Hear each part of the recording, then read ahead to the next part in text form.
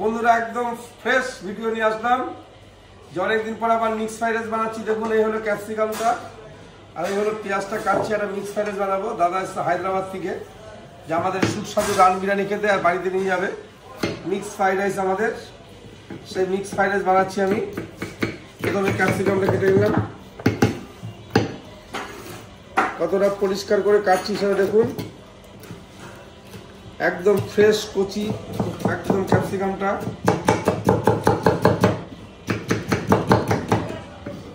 ক্যাপসিকামটা কাটা হয়ে গেল, পেঁয়াজটা কাটছি।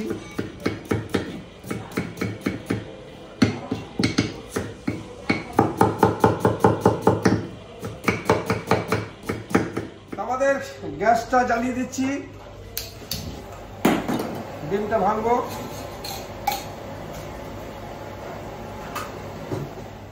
অয়েলটা দিয়ে দিলাম ডিমটা ভাজার জন্য।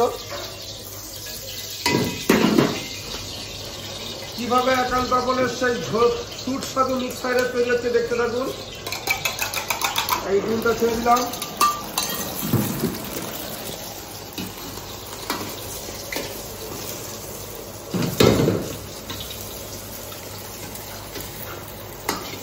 চলে গেল।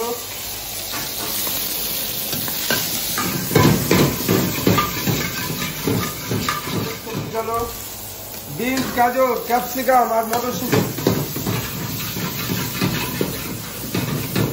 এবার আমি ডিমটা দিয়ে দিচ্ছি।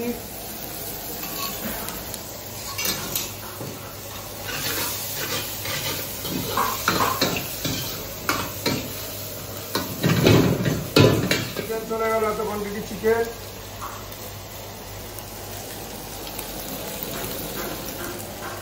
এই সেই বিখ্যাত চিংড়ি মাছ 25 গ্রাম সাইজ, দেখুন 25 গ্রাম।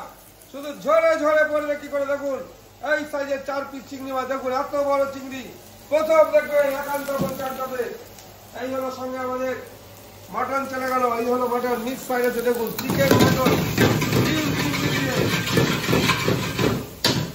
এই হলো আমাদের সেই বিখ্যাত হলো।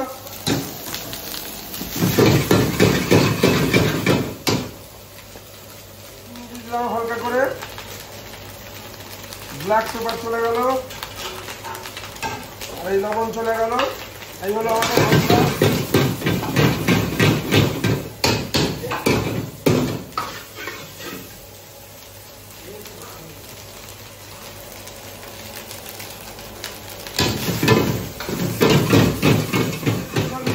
আমি আমাদের জনপ্রিয় ঘি যেটা আমাদের তৈরি, সেই দেশি ঘি চলে গেল।